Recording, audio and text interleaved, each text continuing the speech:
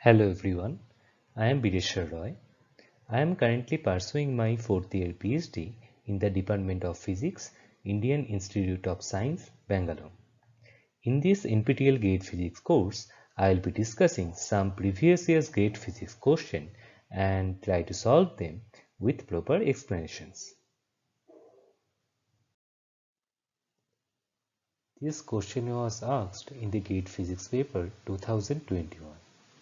This is a MCQ type question having 2 marks, and this question was asked from the topic quantum mechanics, specifically from the chapter scattering theory.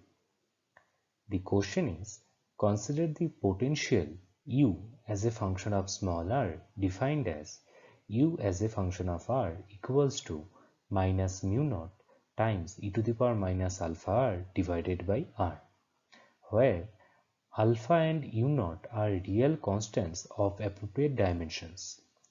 According to the first Born approximation, the elastic scattering amplitude f theta calculated with u as a function of r for a wave vector, that is momentum transfer q, and in the limit alpha tends to 0 is proportional to option A is given q to the power minus 2, option B q to the power minus 1, option C q, and the last option, option D, q square. So there are 4 options given. We have to choose the correct one. And one important information is given in the question, that is useful integral. Integration from 0 to infinity sine qr times e to the power minus alpha r dr equals to q by alpha square plus q square. So this integration will be required to evaluate the correct answer for this question. Okay, let us see the solution part now.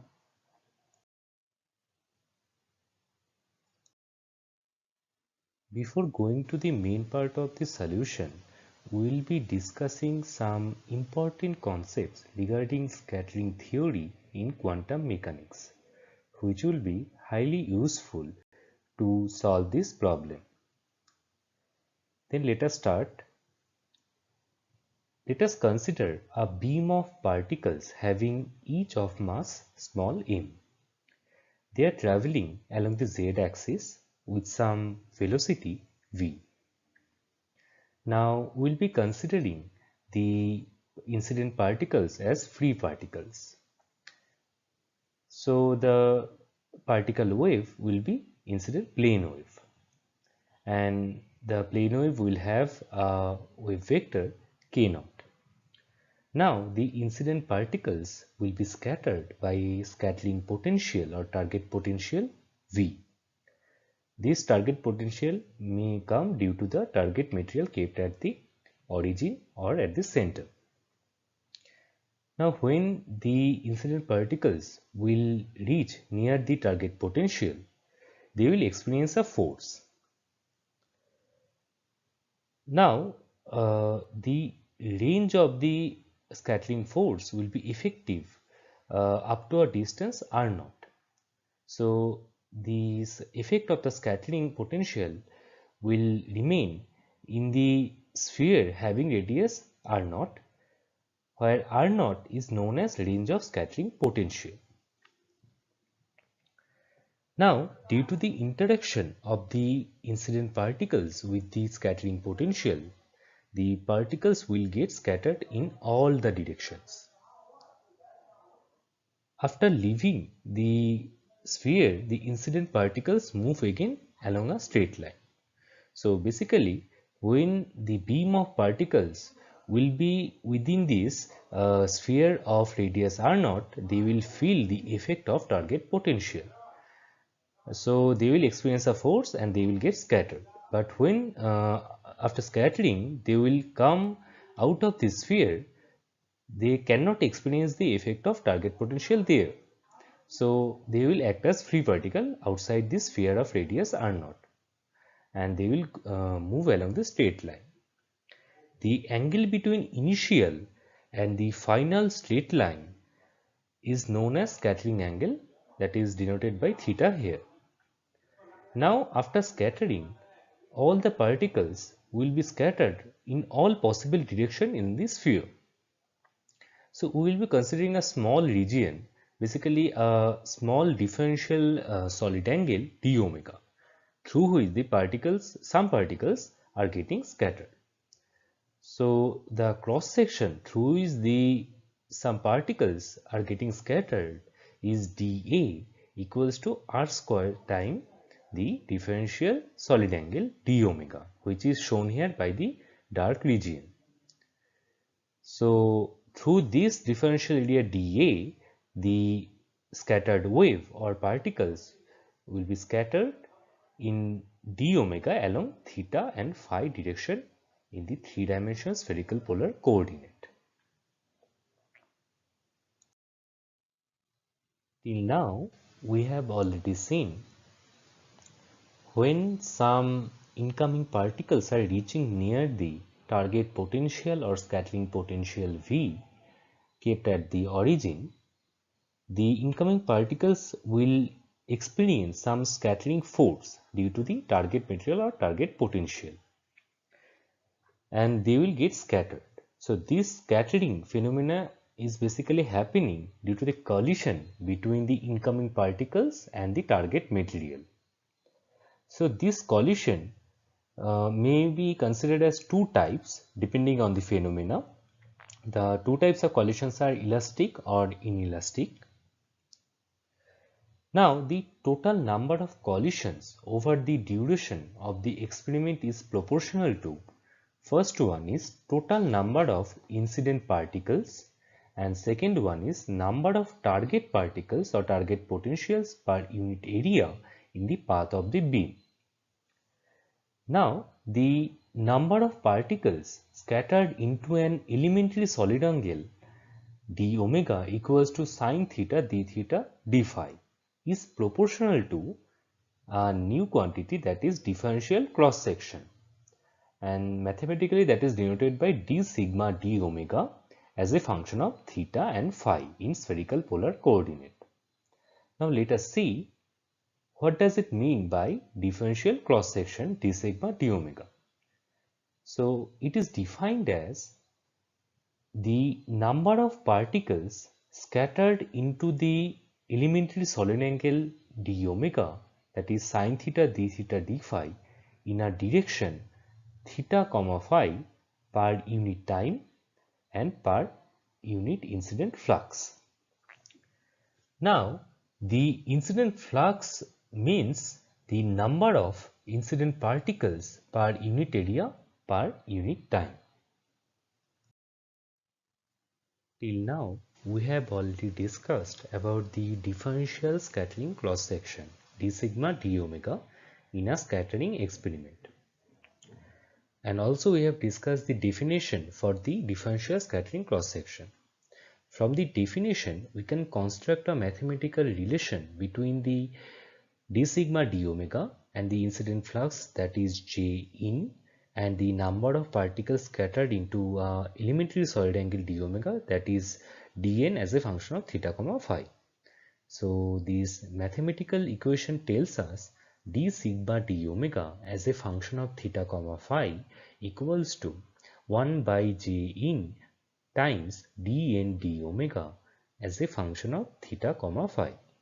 Here J in is the incident flux, that is number of incident particles per unit area and per unit time, and dn as a function of theta comma phi is the number of particles scattered into the solid angle, elementary solid angle d omega, that is sine theta d theta d phi, in a direction of theta comma phi in the spherical polar coordinate per unit time. Now if we know this differential scattering cross section in a scattering experiment, then we can calculate the total scattering cross section in that experiment, and this total scattering cross section is given by sigma t equals to integration of d sigma d omega over the entire solid angle. So this integration will run for theta and phi, and theta ranges from 0 to pi and phi ranges from 0 to 2 pi in this spherical polar coordinate, and inside the integration we will have d sigma d omega times d omega will give this term sine theta d theta d phi. Now we will consider a special case. Our scattering potential is spherically symmetric. If we consider our potential is spherically symmetric, then for that the d sigma d omega will be only the function of theta. So d sigma d omega will not depend on the phi term. Hence our total scattering cross section will also be the function of theta only, not phi.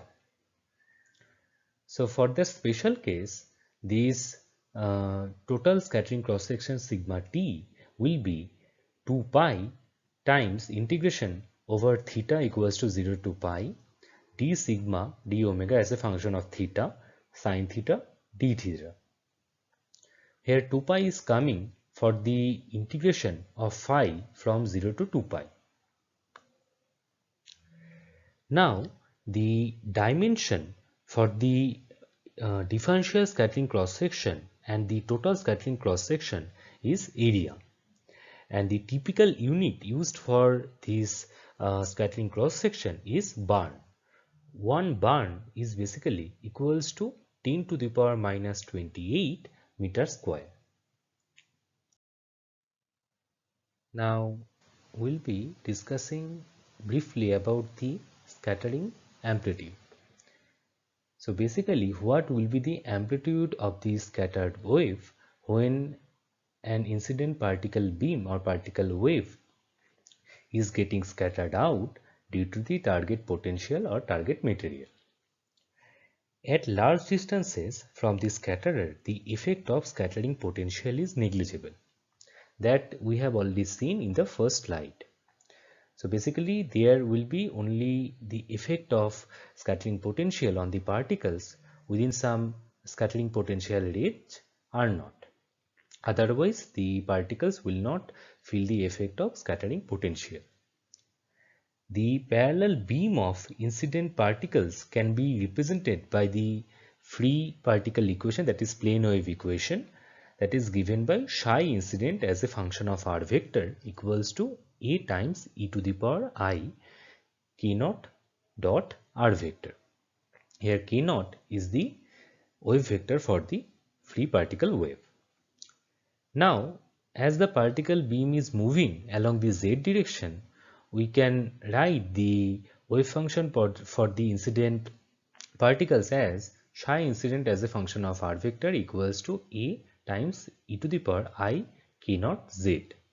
So this is the equation of wave, plane wave moving along the z direction. Now before the interaction with the target, the particles with incident beam are independent of each other and they move like free particles with the momentum h cut k naught vector. Now when the incident wave collides with the target material, an outgoing wave is scattered out. In case of isotropic scattering, the scattered wave will be spherically symmetric. So then we'll have the scattered wave in the form of a times e to the power I k dot r by r. But in reality, the scattered wave is not spherically symmetric. Its amplitude depends on the direction theta comma phi along which it is getting scattered. Therefore, the actual scattering wave function is given by psi scattered as a function of r vector equals to a times scattering amplitude function, that is f theta as a function of theta comma phi times e to the power I k dot r divided by r. This is a spherically diverging scattered wave, and this f as a function of theta comma phi is known as scattering amplitude. Now for the case of spherically symmetric potential, that means our scattering potential only depends on the distance from the center, that is r. then our scattering wave function can be written as A times the scattering amplitude as a function of theta, that is f as a function of theta, times e to the power I k dot r divided by r. So for this special case, spherically symmetric potential, the scattering amplitude will be only function of theta, not phi. Here theta is the angle between the scattered wave vector k and the incoming particle wave vector k naught. Now, what is the relation between the differential scattering cross section d sigma d omega and the scattering amplitude f as a function of theta comma phi? The relation is d sigma d omega equals to k by k naught times mod square of scattering amplitude, that is f as a function of theta comma phi. Here k is the magnitude of the scattered wave vector and k naught is the magnitude of incoming or incident wave vector. Now for the case of elastic scattering, where the momentum and energy conservation holds, for that case k will be equal to k naught. So for the case of elastic scattering, d sigma d omega equals to mod square of scattering amplitude, that is f as a function of theta comma phi. Now we will discuss about a approximation in scattering theory, that is first born approximation. So what does this first born approximation tell us? This approximation tells us if the scattering potential or the target potential V as a function of r vector is weak enough, or we can say the incident particle energies are larger enough than the scattering potential, then there will be slight distortion of the incident plane wave. In such case, we can approximate the scattered wave as plane wave. The scattering amplitude can be written as f as a function of theta and phi equals to minus mu by 2 pi h car square times integration of e to the power I k vector minus k naught vector dot product with r vector multiplied with v as a function of r vector, that is the scattering potential, times the elementary volume dq bar.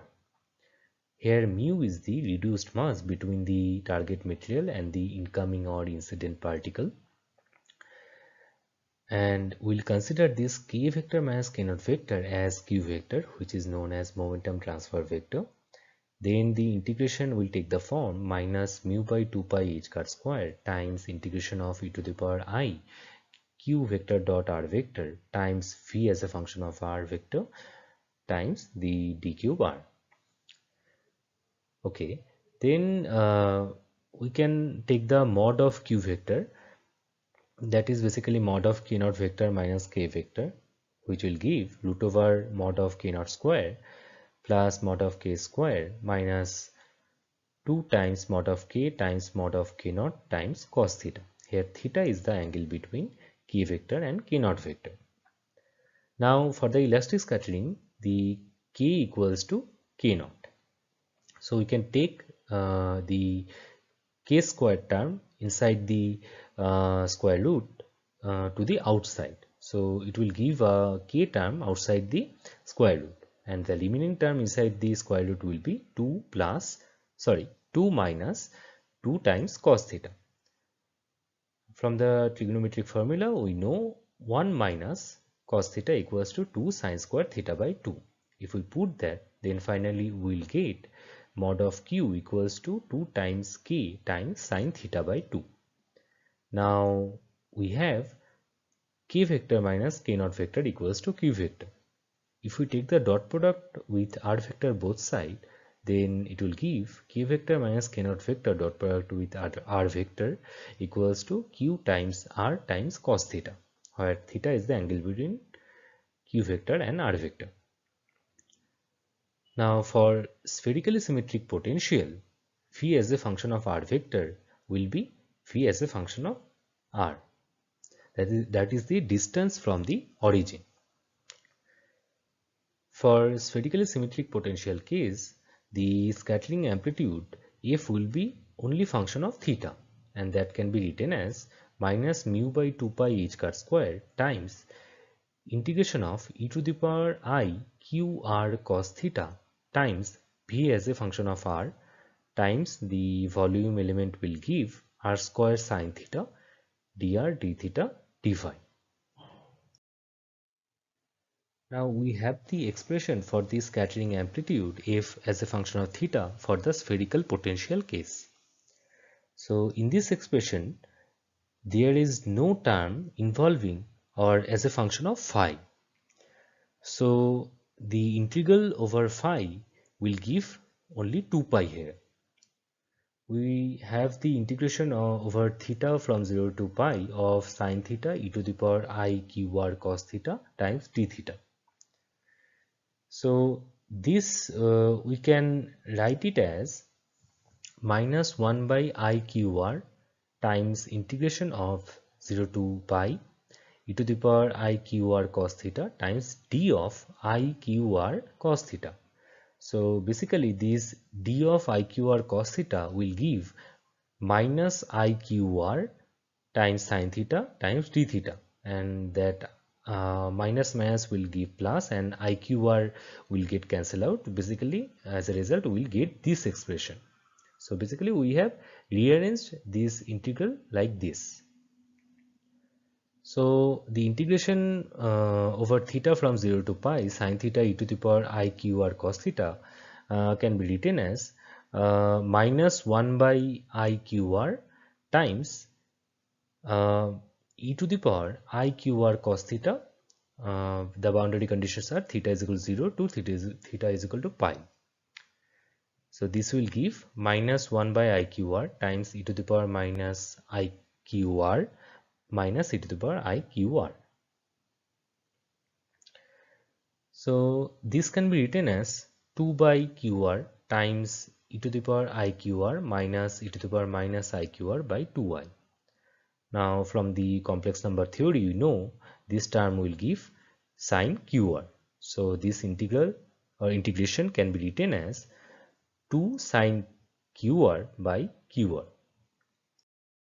So if we use the integral performed in the last slide in the expression for the f as a function of theta, then we'll get this final expression for the f, that is f as a function of theta equals to minus 2 mu by h car square times q integration over r from 0 to infinity r sin q r times v as a function of r times dr. So this is the expression for the scattering amplitude under Born approximation for spherically symmetric potential. Now coming to our question. In our question it is given that the scattering potential u as a function of r is given by minus u naught times e to the power minus alpha r divided by r. So you can see this potential is spherically symmetric because only this potential is depending on the small r. So we'll put this scattering potential inside this expression. So we'll get the scattering amplitude f as a function of theta equals to minus 2 times mu by h car square q times integration from 0 to infinity r sin qr times minus mu naught e to the power minus alpha r divided by r, that is the scattering potential, times dr. So r and r will get cancelled out here. So our f as a function of theta becomes 2 times mu times u naught divided by h car square times q times integration of 0 to infinity sin qr times e to the power minus alpha r dr. Now it is given in the question the integration from 0 to infinity sin qr e to the power minus alpha r dr equals to q by alpha square plus q square. So we'll use this result here. Then we'll get f as a function of theta equals to 2 times mu times u naught by h car square q times q by alpha square plus q square. So q and q will get cancelled out from the numerator and denominator.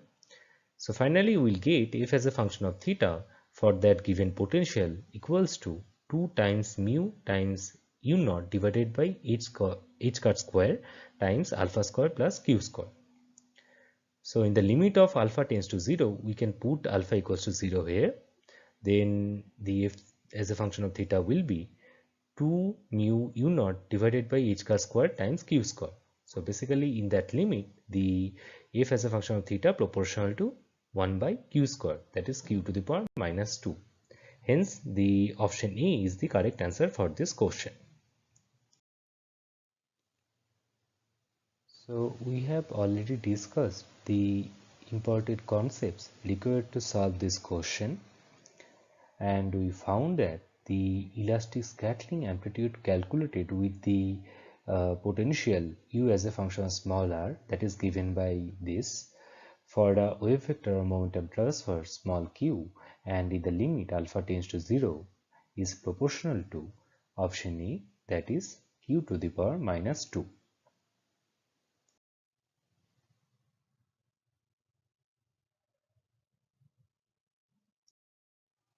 This question was asked in the GATE Physics paper 2021. This is a MCQ type question having 2 marks, and this question was asked from the topic solid state physics. Specifically, the chapter of the question is magnetic properties of material. The question is, the free energy of a ferromagnet is given by F equals to F naught plus A naught times T minus Tc times m square plus B m to the power 4, where F naught, A naught and B are positive constants. M is the magnetization and T is the temperature of the ferromagnet, and Tc is the Curie temperature. So that is the phase transition temperature from ferromagnetic state to paramagnetic state. The relation between m square and T is best depicted by, so there are 4 plots of m square versus T are given. So we have to choose the correct one, which is basically depicting the relation between m square and temperature T. So let us see how to get the correct answer for this question.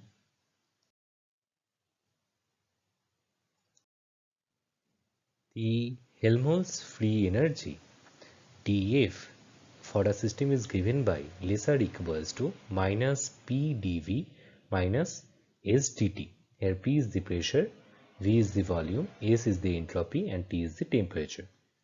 For a process in which the temperature and the volume remains constant, the Helmholtz free energy F will be minimized. In another way, we can say that during the phase transition, which is spontaneous process, the F will be minimized. So we have the condition that is del F del M equals to 0. Here M is the magnetization for a magnetic material. So according to the question, we have the free energy of the ferromagnetic system is given by F equals to F naught plus A naught times T minus Tc times m square plus B times m to the power 4. Here F naught, A naught and B are positive constants. M is the magnetization of the ferromagnet, T is the temperature of the ferromagnetic system, and Tc is the Curie temperature of the ferromagnet, that is the temperature of phase transition. Now we have to minimize this free energy of this ferromagnet. So we'll have del M of F naught plus A naught times T minus Tc times m square plus B m to the power 4 equals to 0. So this will give 2 times m A naught times T minus Tc plus 4 times m cube times B equals to 0. So we'll take 2m as common, then we'll have 2m times A naught times T minus Tc plus 2 times m square B equals to 0. So from the last equation we have two conditions. First one is 2m equals to 0 and second one is a naught times t minus tc plus 2bm squared equals to 0. Now this first relation is not true because for a ferromagnetic system it is magnetized, so m cannot be 0. So we will not consider this. So we will consider this second expression. So this is a naught times t minus tc plus 2bm squared equal to 0. This will give 2bm squared equals to a naught times tc minus t. From here we can get the m squared, that is a naught tc divided by 2b minus a naught by 2b times t. So this is a expression of a straight line. If we consider this m squared equals to y and t as x, so if we plot this straight line equation, then it will give the m square versus t plot like this, which has an intercept along the y-axis, that is the m square axis, is a naught tc by 2b, and along the x-axis or t-axis it has the intercept at t equals to tc. So from the four plots our option B is correct. So we have thoroughly discussed the solution for this question, and we found that the relation between the m square, that is magnetization square, and temperature T of this ferromagnet is best depicted by the option B, that is the m square versus T plot, which is showing linear dependence.